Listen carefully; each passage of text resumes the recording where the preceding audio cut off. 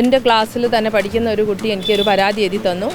പിന്നെ ഇത് സംബന്ധിച്ചിട്ട് അതായത് ഞങ്ങൾക്കിങ്ങനെ ഞങ്ങളെ ക്ലാസ്സിൽ പഠിക്കുന്ന പല കുട്ടികളും ഇതേപോലെയുള്ളത് കാണുന്നുണ്ട്.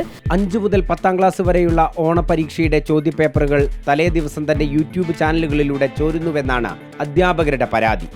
ക്വസ്റ്റ്യൻസിൻ്റെ സ്ട്രക്ചർ A, B എന്നൊക്കെ കൊടുക്കുന്നതൊക്കെ, അതായത് നമ്മൾ ചോയ്സ് കൊടുക്കുന്നതൊക്കെ സെയിം ആയിട്ട് അതേപോലെ കൊടുത്തിട്ടുണ്ട്. ജസ്റ്റ് നമ്പർ മാത്രം മറച്ച് വെച്ച് സ്ക്രീൻഷോട്ട് എടുത്ത് കൊടുക്കുന്ന പോലെയാണ് പല ചാനലുകളിലും കാണിക്കുന്നത്. ഈ വർഷം ഞങ്ങളെ ബയോളജി ക്വസ്റ്റ്യൻസ് വന്നത് ഒരു പ്രത്യേക മോഡലിലാണ്. അതായത് നാസ് പരീക്ഷയ്ക്കും കൂടെ കുട്ടികളെ തയ്യാറാക്കാൻ വേണ്ടിയിട്ടായിരിക്കും കുറച്ചും കൂടെ ഒരു മൾട്ടിപ്പിൾ ചോയ്സ് ഒക്കെ വെച്ചിട്ടാണ് തന്നത്. ഇതിന് മുമ്പേ ഇത്തരം ക്വസ്റ്റ്യൻസ് വന്നിട്ടേ ഇല്ല.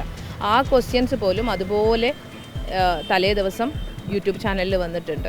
മുൻകാല ചോദ്യപേപ്പറുകൾ വിലയിരുത്തി സാധ്യതാ ചോദ്യങ്ങൾ എന്ന രീതിയിലാണ് ചാനലുകളിൽ അവതരിപ്പിക്കുന്നത്. യൂട്യൂബ് ലിങ്കുകളും സ്ക്രീൻഷോട്ടുകളും സഹിതമാണ് അധ്യാപകർ DEOക്ക് പരാതി നൽകിയത്.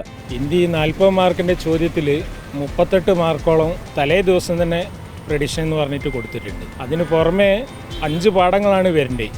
അതിൽ സിലബസ് പ്രകാരം അതിൽ 4 പാഠങ്ങളെ വരുള്ളൂ എന്ന് പറഞ്ഞിട്ട് കൃത്യമായിട്ട് കൊടുത്തിട്ടുണ്ട്. രാവിലെ തന്നെ അല്ലെങ്കിൽ രാത്രി തന്നെ കുട്ടികൾ ഫോൺ ചെയ്തിട്ടും വാട്സപ്പിലുമായിട്ട് ചോദിക്കുകയാണ്, 5ാമത്തെ പാഠം ഇല്ലേ സാറേ?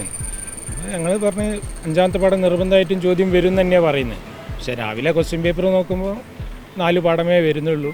വിദ്യാഭ്യാസത്തിന്റെ ഗുണനിലവാരം തകരുന്നതിനാണ് ഇതിടയാക്കുന്നതെന്നും അധ്യാപകർ. ഭൂരിഭാഗം കുട്ടികളും എന്ത് ചെയ്യും, ഇത് ഒരു ക്യാപ്സ്യൂളായിട്ട് കിട്ടുന്ന കാര്യങ്ങൾ മാത്രം വെച്ചിട്ട് പരീക്ഷ എഴുതും.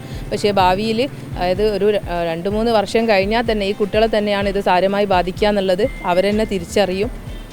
ഒരുപാട് കുട്ടികളുടെ ഫ്യൂച്ചർ കളയുന്ന ഒരു കാര്യമാണ്. അവർക്ക് പഠിക്കാനുള്ള ഒരു കഴിവാണ് നഷ്ടപ്പെടുത്തിക്കൊണ്ടിരിക്കുന്നത്. അതേസമയം വിഷയത്തിൽ പ്രതിപക്ഷ വിദ്യാർത്ഥി സംഘടനകളും അന്വേഷണം ആവശ്യപ്പെട്ട് പരാതിയുമായി രംഗത്തെത്തിയിട്ടുണ്ട്. MM Ragesh, reporter, Kozhikode.